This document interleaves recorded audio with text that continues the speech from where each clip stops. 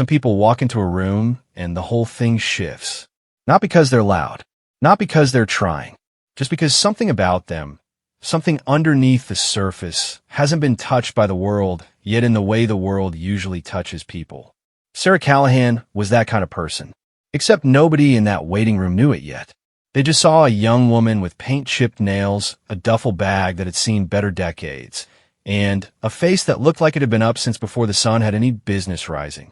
They made their assessments. They moved on to their phones. And, in the way that strangers in small spaces always do, they quietly decided who she was before she ever opened her mouth. She was 26. She didn't look it. She looked younger in the way that people who've carried heavy things sometimes look younger. Like the weight had pressed something soft and unfinished into her features instead of carving them out the way life is supposed to. Her hair was pulled back with the kind of elastic band you find at the bottom of a junk drawer. Her clothes were clean, but they weren't new. The kind of clean that comes from a laundromat at 11 at night and a dryer that runs 20 minutes too long. The job fair had been set up in the community center on 5th and Marsh. The kind of building that smelled like floor wax and old fundraiser posters. Folding tables. Bad lighting. A banner that read opportunity starts here in the font of someone who believed it.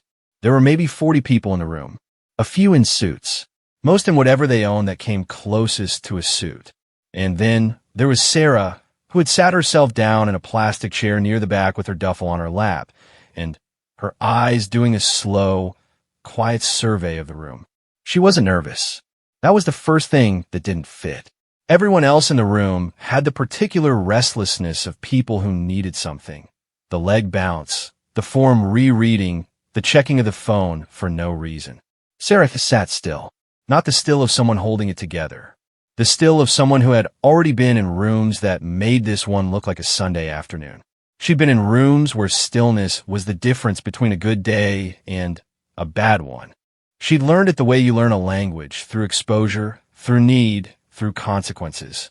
3 seats down from her, 2 women were having a conversation they thought was quiet. It wasn't. The taller one, early 30s, had the manicured look of someone between corporate jobs. Not unemployed, so much as transitioning, which is a different energy entirely. Her friend was nodding along, coffee cup in both hands, eyes sliding over to Sarah every few seconds in the way people do when they're talking about you, and don't think you can tell. She looks lost, the tall one said. She looks like she's just wandering off the street, the friend replied. A small laugh. Not cruel exactly. The kind of laugh that comes from comfort.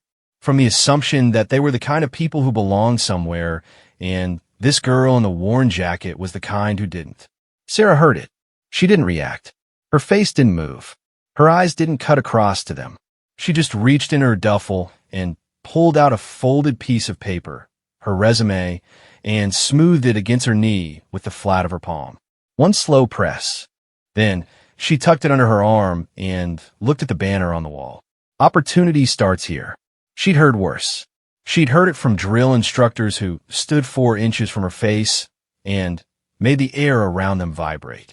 She'd heard it in sand, in heat that didn't quit, in places that didn't make it onto maps that regular people used. She'd heard it from herself, in the 2 a.m. dark of a bunk, in the middle of a deployment that had taken things from her she hadn't finished cataloging yet. 2 women in a community center with bad coffee and good shoes barely registered. The recruiter at the first table was a man named Gerald who had the energy of someone who'd been doing this long enough that the enthusiasm had become a performance, technically accurate, emotionally vacant. He looked at Sarah's resume, looked at Sarah, looked at the resume again. So you were in, he squinted, the Marine Corps. Yes, sir. Gerald had the expression of a man encountering something in a category he hadn't prepared a folder for. He smiled the way people smile when they're recalibrating. That's great. And what was your 0311, she said. Infantry. 2 deployments. 1 to Afghanistan. 1 to Iraq. A beat. Gerald's pen stopped moving. The woman in the suit nearby, the tall one from before, had half turned her chair without quite meaning to. Her friend had gone quiet. There's a specific kind of silence that has texture to it. This was that kind. Right, Gerald said. He was clicking his pen now. So you were in a support role? No, sir. She said it the same way you'd say the sky is blue. No edge. Just true. Combat infantry. Front line. I was one of the first women to complete infantry integration training. I have my service records if you need them. She pulled a second folded document from the duffel, placed it on the table. Watched Gerald look at it the way he might look at something written in a language he'd told everyone he could read. Behind her, the tall woman from 3 seats down leaned toward her friend. Except the lean was different now. It had started, as most things that change you start without any warning. Sarah grew up in Denton, Texas. Not the artsy part. The part where the summers felt personal, where the air sat heavy on your shoulders all the way through October, and where the Walmart was the social center in a way that is hard to explain if you haven't lived it. Her dad was a mechanic.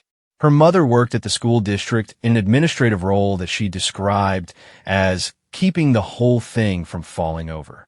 They were not poor. They were not comfortable. They were the particular American middle, the stratum where you owned your house, but the house owned you right back. Sarah was the youngest of 3. Her brothers were both older, both larger, both louder. The family table was a competitive sport. You spoke fast or you didn't speak. You proved your point or it got rolled over. She learned early that the only way to hold ground in a room full of people who took up space was to stop asking for space and just take it. She wasn't the military type, or so people told her, after the fact, with the particular confidence of people rewriting what they thought in light of what happened. In high school, she ran track.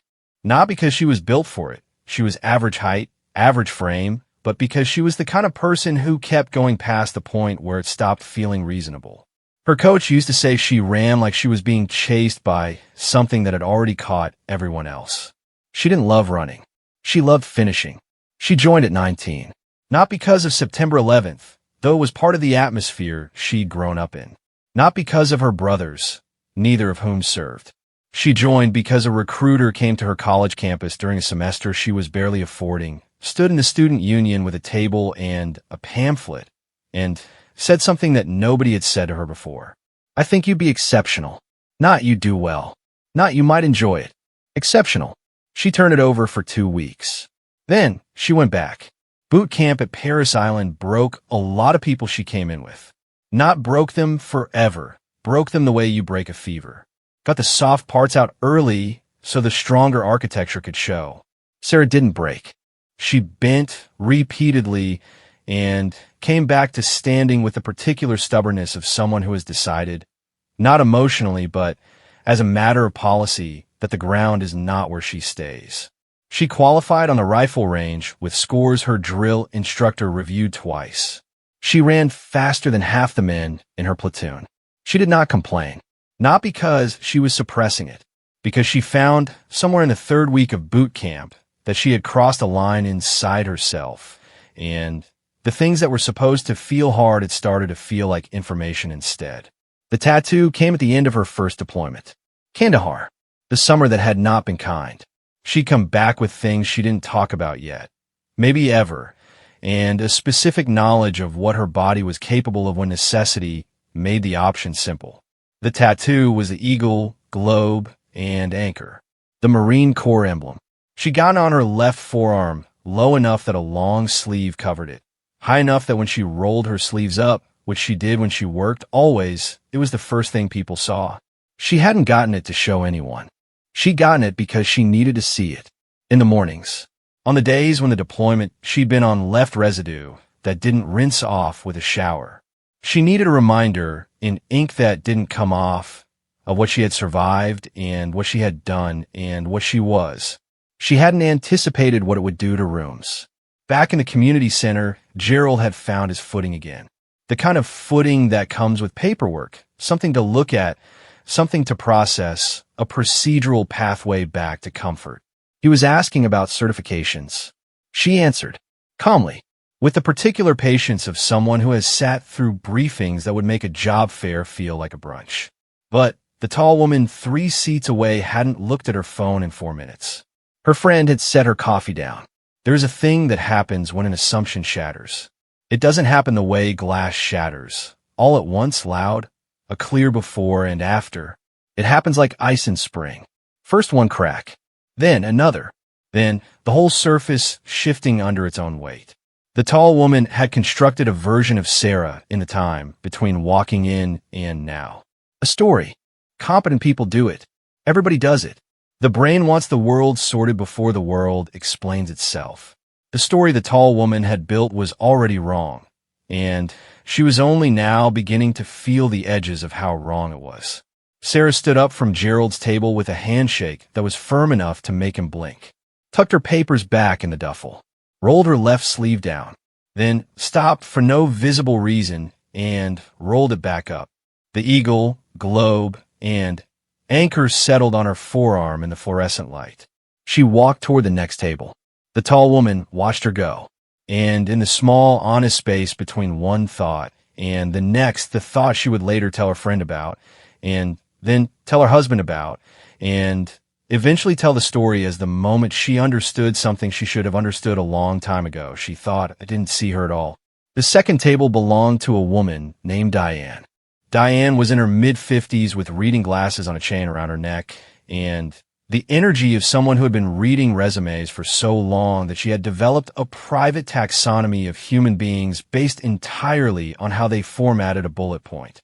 She was from HR, originally some regional logistics company that had recently pivoted to veteran hiring initiatives after a grant, and the grant required them to be here, and Diane was here, and she was doing her job with the particular competence of a person who did not require enthusiasm to be excellent.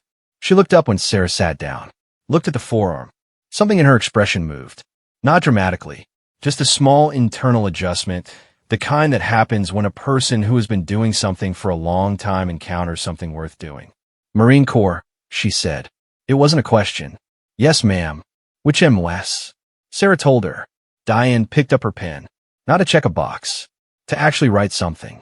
I have a nephew in Lejeune, she said, which was not professionally relevant, but was human, and Sarah recognized it as such.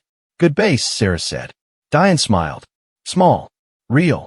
He says the same thing, which I think means something different when he says it. She looked at the service record. Looked at Sarah over the top of her reading glasses. You're 26. Yes, ma'am. And you've done 2 deployments. Yes, ma'am. And you're sitting at a job fair in Denton, Texas. Sarah looked at her steadily. Yes, ma'am. There was a pause. Not awkward. The kind of pause that a person earns by not filling it nervously. Diane set down the service record and folded her hands on the table in a way that meant she was about to say something real. I'm going to be honest with you because I think you can handle it, and because I think you're owed it. She glanced briefly at the room around them. The folding tables, the banner, the other recruiters who were performing enthusiasm at varying degrees of success. Half the people in this room are going to look at your record and see gaps in civilian experience. They're going to want 5 years of software coordination or a project management certification, and they're going to read what you did and not know how to translate it.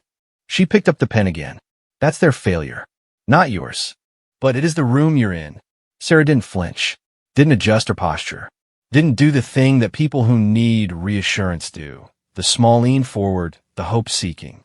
She just listened the way she'd learned to listen when information was being delivered that was going to matter. I know, she said. Diane nodded. She wrote something at the top of Sarah's resume that Sarah couldn't read upside down. Circled it. Tell me about the leadership component of your role. Specifically, not the official description. What you actually did. And Sarah talked. She talked the way she did when she was comfortable enough to stop performing and start reporting clear, linear, without embellishment, with specific detail that made the picture real instead of approximate. She talked about the unit she'd led in her second deployment, 6 people, the particular discipline of keeping 6 human beings functional and present and alive in conditions that asked the opposite of all 3. She talked about decision-making under pressure in a way that had nothing to do with a textbook, in a way that only comes from having made decisions that were real, that had weight, that you carried forward into the next day and the day after that. She talked about logistics, resource management, communication across command structures that were bureaucratic in design and chaotic in practice. She talked about the specific skill of remaining calm when the situation was making an argument for panic. Diane wrote a lot. At the table 3 seats away, the tall woman. Her name was Renee, though Sarah didn't know this, and Renee had not offered it, had stopped pretending to review her own materials. She was listening. Her friend, whose name was Kara, and who had a slightly more developed capacity for self-awareness than Renee on most days, was looking at the table with the specific expression of someone doing a private accounting. Renee had spent the first 20 minutes of the job fair performing a version of herself that she recognized as a performance. The polished resume, the blazer, the careful voice calibration that moved her slightly upmarket from where she'd started. She was good at this. She'd gotten good at it over 15 years of building a professional identity that sat a few rungs above the house she'd grown up in.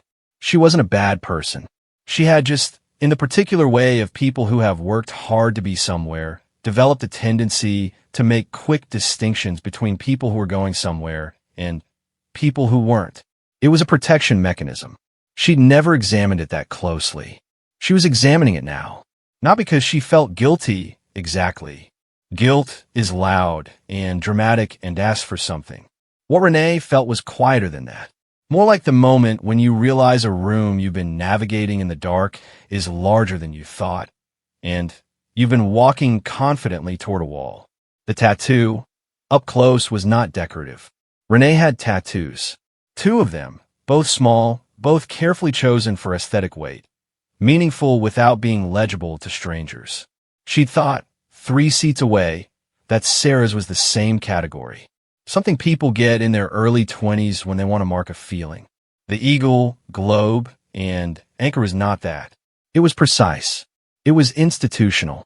It was the kind of image that carries an entire system of meaning behind it. A meaning that is not about feeling, but about belonging to something that costs something. Renee didn't know the Marine Corps emblem by name, but she knew what it was, the way you know something without knowing you know it. Something in her recognized it before her brain had caught up. She turned to Kara. "That's a military tattoo," she said, quietly, the way you say something when you're correcting yourself. Kara looked at her. The expression on Kara's face said, "Yes. It has been a military tattoo for the last 20 minutes. I thought she was just..." Renee stopped. "I know," Kara said. "I made a hole, I know." The thing about the assumptions we make about strangers is that they tell us less about the stranger and more about the architecture of our own expectations. What we've filed under which category, who we've decided occupies which kind of space. Renee had filed Sarah under a category that was about surface. Jacket, bake, posture that didn't perform. And the category had been wrong in a way that wasn't just factually wrong, but structurally wrong. Wrong about what posture means, wrong about what worn things mean, wrong about what stillness means in a person who has learned stillness the hard way. She hadn't seen a veteran. She'd seen a girl who didn't look like she belonged, and had found a small, private comfort in that. The comfort was gone now. Diane finished her notes, capped her pen, and slid a business card across the table with the particular deliberateness of someone who doesn't give business cards to everyone. "I want you to call me Tuesday," she said. "Not email. Call. I have 2 positions I'm not going to post publicly until the end of the month, and I want to talk to you about both of them before I do." She looked at Sarah over her glasses. "You understand what I'm saying?" "Yes, ma'am." "Good." Diane stood, the way people stand when they've made a decision, and the conversation has reached its natural conclusion. "One more thing." She glanced at the forearm. "Don't cover it up. Not here, not anywhere. I've watched recruiters in this building pass over people for looking too polished and pass over people for looking too rough, and in neither case did they know what they were looking at." A pause. "You make them look." Sarah picked up the card, tucked it into the front pocket of the duffel. Not the main compartment, the front one, the one you put things you'll need fast. She stood, rolled her sleeve back down exactly halfway, turned, and walked toward the refreshment table along the far wall. "Coffee. The bad kind." She poured some into a small paper cup and stood at the edge of the room for a moment, looking at the banner. "Opportunity starts here." She drank the coffee. It was bad in a specific way. Overbrewed, slightly burnt, the kind of bad that has been sitting for 2 hours and stopped apologizing for itself. She drank it anyway. She'd had worse. She'd had coffee in places where the making of it was an act of deliberate normalcy in the middle of the not normal. And she had understood then what it meant to need the ritual more than the thing itself. She was doing that now. She recognized it. She let herself do it. Behind her, across the room, Renee had stood up and was doing the thing you do when you've decided to correct something. Not dramatically, not with the energy of atonement, but with the quiet, slightly uncomfortable commitment of a person who has decided to be better than the version of herself that existed 20 minutes ago. She smoothed her blazer, said something to Kara, picked up her bag, walked toward the refreshment table. It is worth saying what Sarah did not know about this day. She did not know that Diane would call her first thing Monday morning, not Tuesday, because she'd gone home and told her husband about the conversation, and he had said, "Why are you waiting until Tuesday?" And Diane had thought about it and agreed. She did not know that the position Diane had in mind was not the entry-level one she'd been prepared to accept without objection, but the operations coordinator role, the one that paid $20,000 more annually and had the kind of institutional weight that a first civilian job almost never has. She did not know that her service record, the one she brought as a second document because people sometimes needed to see it, would be photocopied and put on Diane's desk and shown to two other people in the company that week. She knew none of this. She knew the coffee was bad. She knew the fluorescent light was the kind that makes everyone look slightly ill. She knew that the card in her front pocket was real, that the handshake had meant something, that Diane had looked at her record and seen it. That was enough for right now. She turned from the banner. Renee was 2 feet away. Up close, Renee was the kind of person who looked like she was used to being the most competent one in her room. The set of her jaw, the way she held herself, a practiced ease that was real, but also performed the way all practiced things are. She had a good face. Not kind exactly. Careful. She had the expression of someone working up to something. "Hey," Renee said. Sarah looked at her. I wanted to. Renee stopped. Started again. "I saw your tattoo." Sarah waited. "I was rude earlier," Renee said. Not loudly. Not with the performance of the apology. Just accurately. "You probably didn't even notice. But I was making assumptions, and I was rude, and I wanted to say something." She held Sarah's gaze. "I'm sorry." The room kept doing its room things. Forms being reviewed. Pens clicking. The banner making its promise to everybody equally. Sarah looked at her for a moment. Just a moment. "I noticed," she said. Renee blinked. "But, thank you," Sarah added. And that was all she said, because there was nothing more that needed saying, and because she had learned, in rooms that asked much more of her than this one, that the words you don't add are sometimes the ones that carry the most weight. She topped off her bad coffee and went to find the next table. Diane called Monday at 8:47 in the morning. Sarah was in her car outside a grocery store because her apartment had bad reception near the kitchen, and the parking lot had 2 bars of signal, and sometimes that was how life arranged itself. She had her coffee, real coffee this time, from a gas station, still not excellent, but leagues above what the community center had offered. She answered on the second ring. The conversation lasted 11 minutes. By minute 3, she understood that the job on offer was not the one she'd been prepared to accept. By minute 6, she understood that Diane had gone back to her office on Friday afternoon and made a case for Sarah to 2 other people before Sarah had even left the parking lot. By minute 9, Diane was asking whether Tuesday worked for a formal interview, and Sarah said yes, and Diane said good, and there was a brief moment where neither of them said anything, and the silence had the quality of something being settled. "One more thing," Diane said, the same way she'd said at the job fair. "Yes, ma'am." "Where the tattoo?" Sarah looked at her forearm.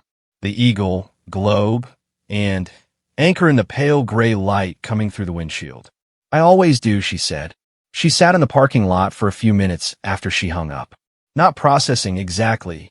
She wasn't the kind of person who needed to sit with things dramatically. She just wasn't ready to be emotion yet.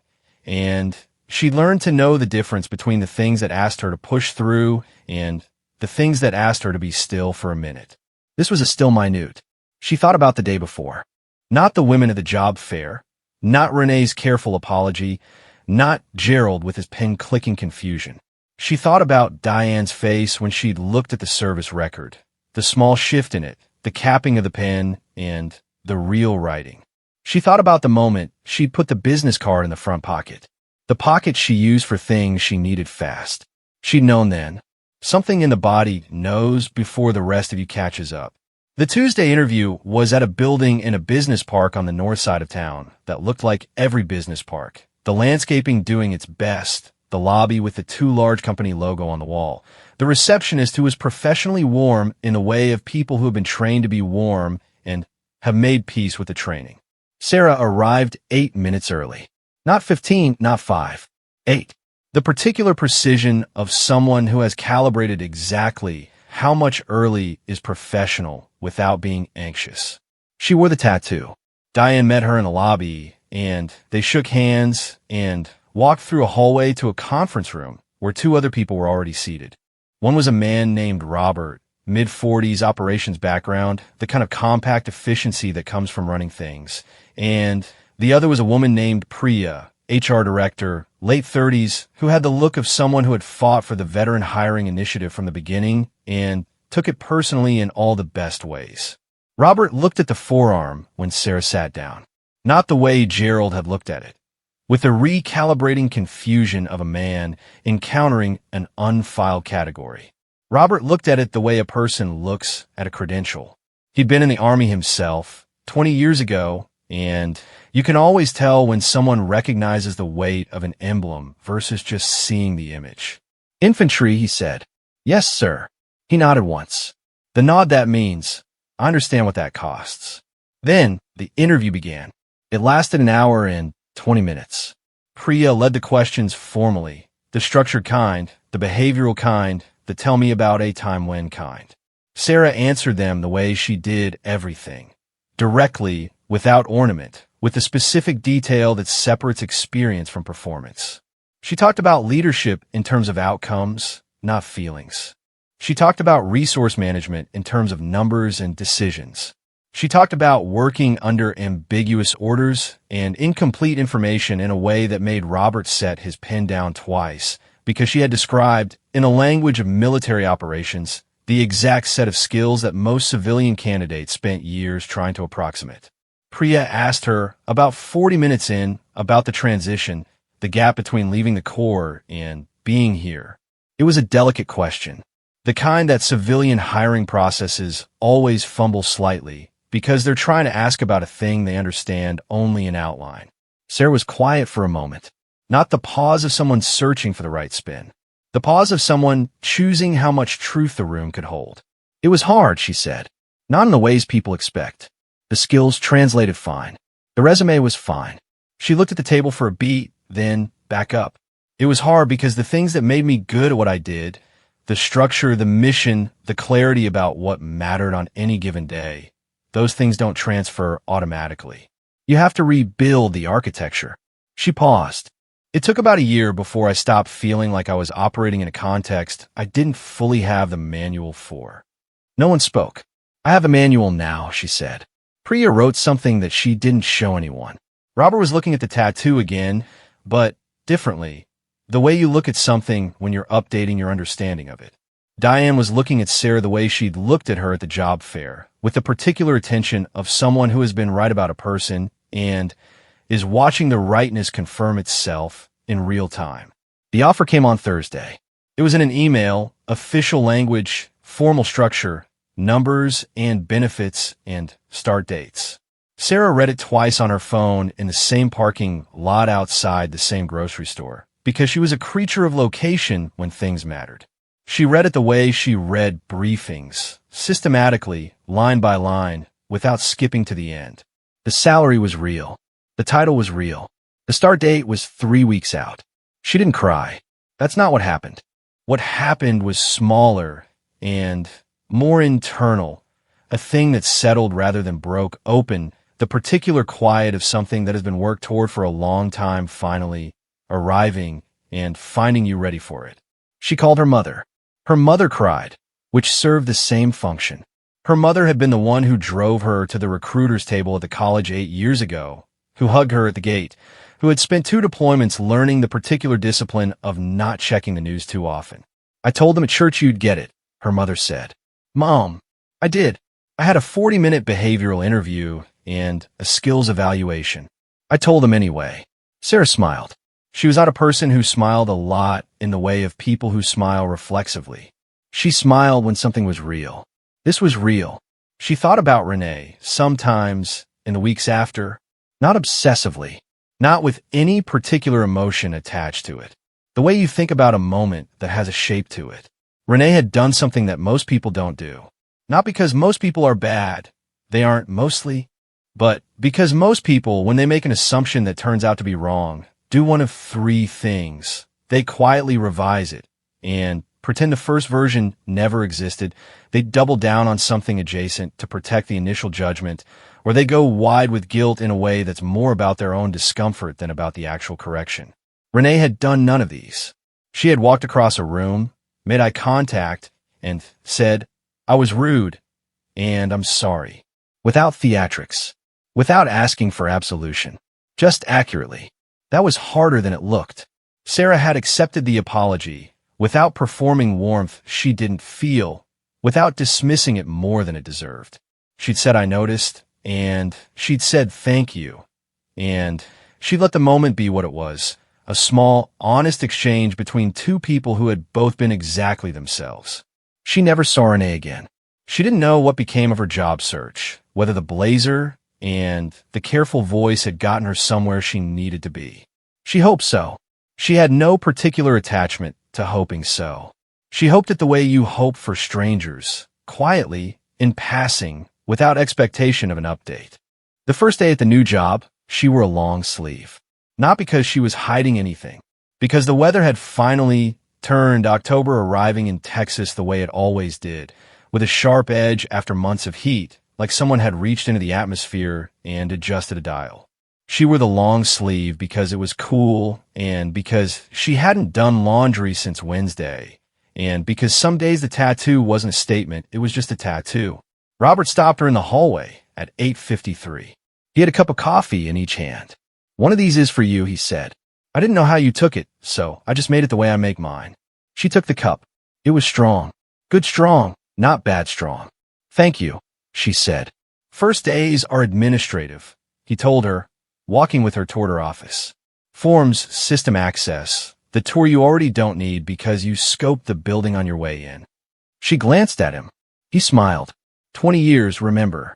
I know what it looks like when someone's already done the reconnaissance." He pushed open a door. "Your office is here."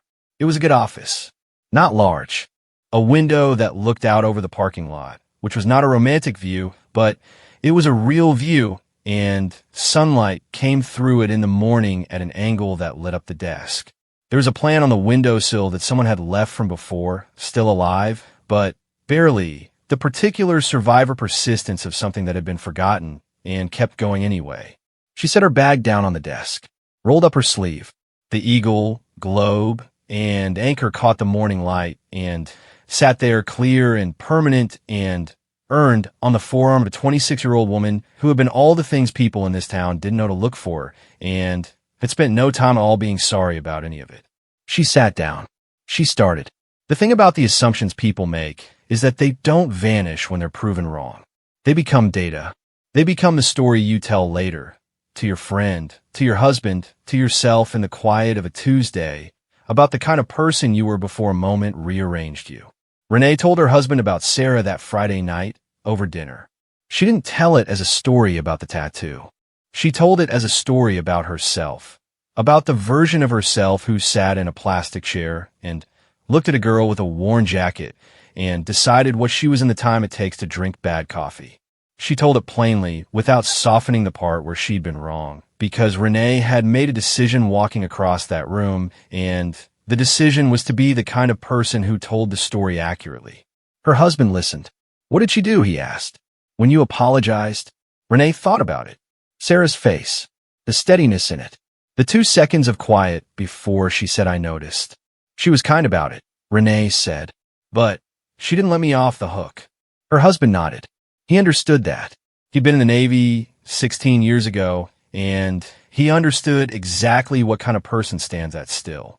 Sarah's mother put the job offer email on the refrigerator, not printed out, which would have required effort. She held her phone up to the refrigerator and took a photo of the email on the screen, and then printed the photo and taped the photo to the refrigerator with the particular conviction of someone who believes that things worth happening are worth displaying. The photo was slightly blurry. The refrigerator had a grocery list next to it and a permission slip that had needed signing for 3 weeks. It stayed up for 4 months. Every person who came through the kitchen saw it and asked about it, and Sarah's mother told them. She told them the title, the company, the start date. And then, because she was her mother's daughter and her mother had always understood which detail was the real one, she told them about the job fair. The women who had laughed. The recruiter who had been confused. The woman named Diane who had looked at her daughter and written something down with a real pen. She never described the tattoo. She knew the story didn't need it, but it had been there the whole time. The eagle, globe, and anchor. On the forearm of a girl from Denton who ran like she was being chased by something that had already caught everyone else. Clear, permanent, earned, always visible to anyone who chose to actually look.